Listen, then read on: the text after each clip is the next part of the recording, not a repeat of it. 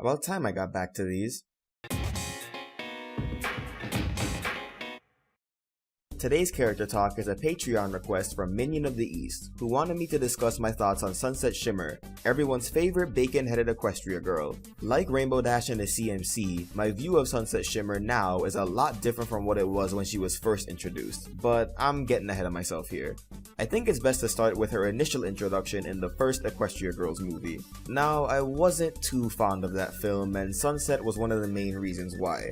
At first, she seemed to have the makings of a great villain. While her backstory was an obvious parallel to Twilight, it still had the potential to make for an interesting struggle. Here we have someone who studied under Celestia just like Twilight had. While she obviously didn't finish her studies, it was safe to say that she learned enough to still be considered a threat. I was looking forward to seeing what kind of tricks her studies had granted her, and how she'd use them to keep Twilight as far away from her goal as possible. But instead, she was a stereotypical evil popular girl in a story that ended up being as cookie cutter as the archetype that she was portrayed as. I've said before that while a lot of MLP stories are things that we've seen before, it has a way of using its world and its characters to put its own spin on it, and create something unique enough to be enjoyable most of the time, as we'll see with the later EQG movies. Sadly, this was not one of those times. Most of Sunset's scenes were a chore to sit through, as her constant taunting and gloating felt like something out of the live-action Bratz movie, and when we finally get to the climax of the film, her master plan was really underwhelming,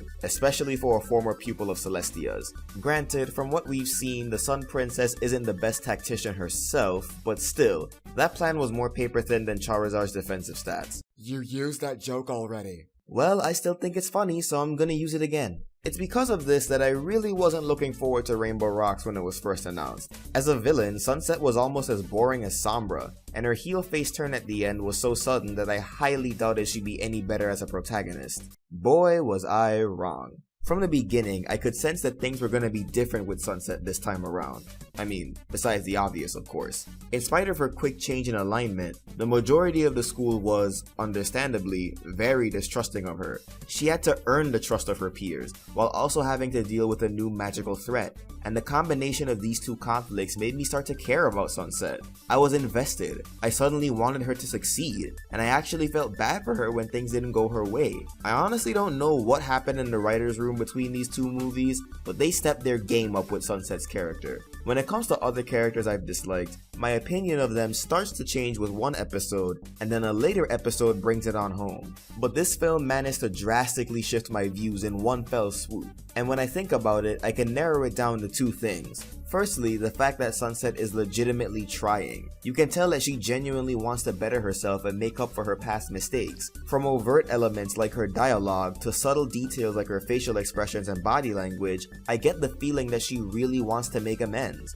Secondly, the world wasn't gonna let Sunset succeed that easily. Between the school's collective distrust for her and the sirens manipulating the population, it was crystal clear that forgiveness and redemption was something that Sunset had to earn, something that she had to work for, to fight for. Because of these two elements, it makes Sunset's moment of triumph at the end all the more satisfying. My only issue was that Twilight's presence in the movie distracted from Sunset's arc, and since Twilight didn't make much of a difference in the story anyway, her only meaningful contribution being her knowledge of the sirens, that only added salt to the wound, but we're not here to talk about her. By the time EQG came around the corner, I was already a fan of Sunset, and now that she had finally gained acceptance, I was looking forward to what was next for her.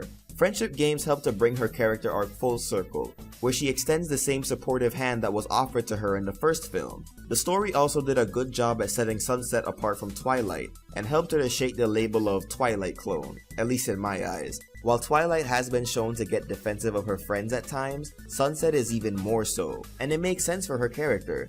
She spent so much time and put in so much effort into earning her friends, and she wanted to protect them and her new home as much as she could. And we see the extent of this when she outright threatens human Twilight. Sunset is clearly more volatile when it comes to protecting her friends, and I couldn't see Equestrian Twilight threatening someone to that degree, at least not in front of that many watching eyes. The thing is though, I actually enjoyed that part about Sunset. It's kind of refreshing to see that kind of harshness, even though it may or may not have been the best way to handle things. After 3 movies, Sunset Shimmer has really come into her own as a character, and to close things off, I should mention one last thing about her that many fans have discussed by now.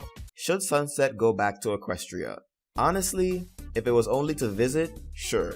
But as far as going back on a permanent basis, I don't think so. Sunset's fought through and earned so much in the EQG verse. She's grown to consider that world as her new home, and at this point, she's got a lot more going for her there than she does in Equestria. On top of that, with the small remnants of magic still around, the world needs someone with her knowledge to protect it. Would it be nice to at least see her return to make amends with her old teacher? Sure. But when it comes to where she'll stay permanently, I think Sunset is better off in the EQG world, and I'm looking forward to seeing more of her. Thanks to Minion of the East for requesting this character talk video. If there's an MLP character that you'd like me to discuss in a character talk, or if you want other special bonuses and goodies, consider supporting me over on Patreon. So what are your thoughts on Sunset Shimmer? Swarm that comment section below or bug me on social media. And again, consider supporting me through Patreon or PayPal art commissions. Until next time, keep it sketchy, folks.